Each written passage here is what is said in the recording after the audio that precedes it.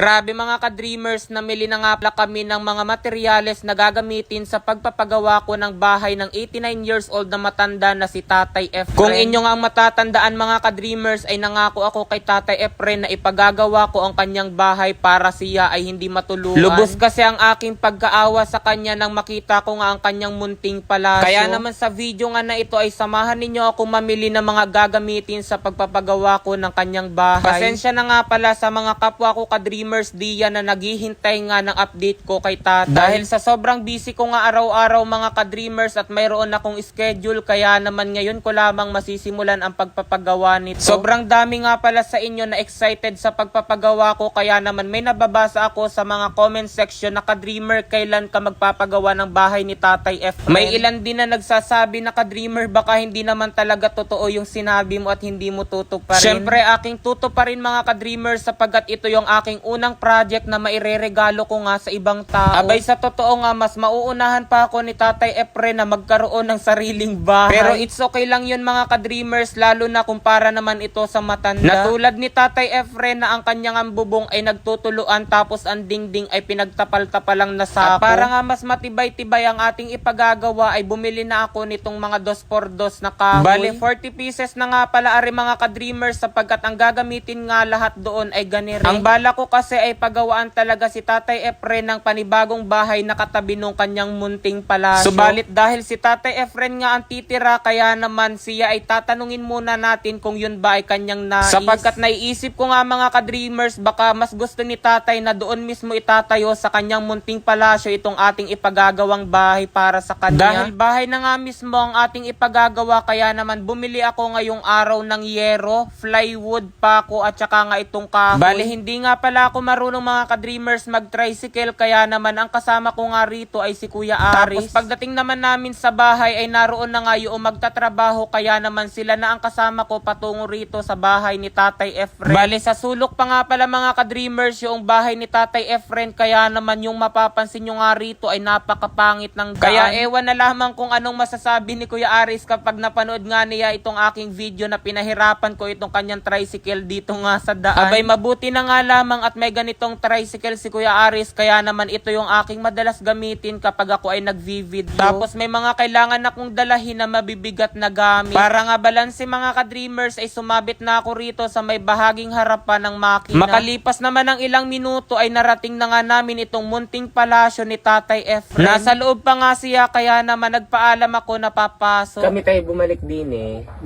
para ipaayos po yung bahay mo. Andiyan na po yung mga gagamitin natin. Ay, mas lalong maigi kung... Ang iyaga pong balak ay, sa iyo po ba to? Itong lupa na to? Ay, ay ano pong balak mo po? Sa misis ko ito, namatay. Kaya ako'y na ito. Ako'y nandun sa bayan. Malaki ang bahay namin doon ipagbili ko na. Ay ano pong balak mo tay? Dito mismo natin ipatatay or sa katabi? Yung bahay. Yung gawing bahay. Yung ganito rin ho. Na medyo ayusin po natin. Gigibain po natin itong bahay mo po or magtatayo tayo sa gilid. Iyo rin po ba yung gilid po? Oo. Ay dito na lang RCRI. Apo. Hindi na po natin to gigibain. Kumbaga magtatayo tayo ng iba po. Kung pwede ko anong maganda sa iyo Tinatanong lang kita tay kung ano po yung gusto mo po ay. Kung gigibain po natin ito para dito tayo magtayo mismo ng bahay or sa katabi kung iyo rin naman po yung lupa yata na katabi ano po. Ay wala naman akong upuan mo lang din o higa-higa. Kung kasama na yun tayo pagagawa natin ikaw ng katre ng higaan. Hindi ibig sabihin ko ito pag diliba na rin din, hindi mawala na ito. Oo.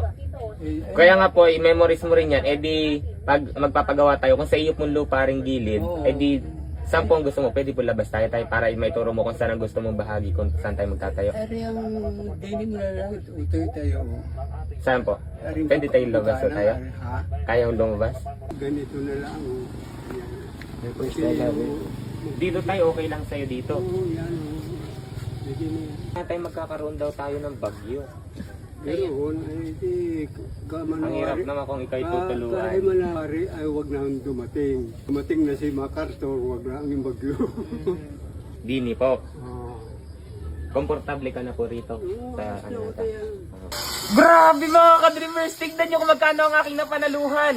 Ayan na, 62,000. O, di ba mga ka-dreamers, napakadali lamang kumita rito kay PH Mines. Kaya kung nais nyo rin kumita at maglaro, nasa comment section lang ang link para mag-register. Huwag kalimutan mag-take ng screenshot at ilagay iyan sa comment section sapagkat mamimigay tayo ng 500. Ngayon mga ka-dreamers, ipakikita ko sa inyo kung paano ako kumikita rito sa paglalaro sa Super Ace. Dito kay Super Ace mga ka-dreamers, kailangan nyo lamang pindutin itong nasa gitna at mag-i-spin na siya. Maaari na kayong manalo ng napakalaking halaga.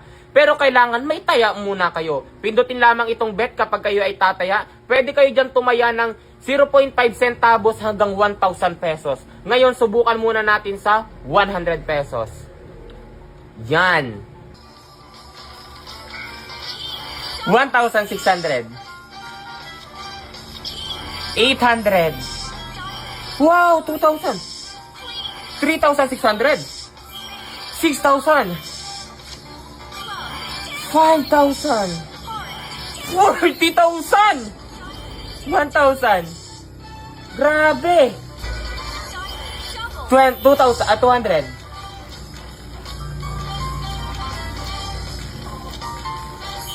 600. 1,200. Grabe mga ka-dreamers, tignan nyo kung magkano ang aking napanaluhan. Ayan na, 62,000. O, di ba mga ka-dreamers, napakadali lamang kumita rito kay PH Mines. Kaya kung nais nyo rin kumita, nasa comment section lang ang link para mag-register at makapaglaro na rin kayo. Huwag kalimutan mag-take ng screenshot at ilagay iyan sa comment section sapagkat mamimigay tayo ng 500.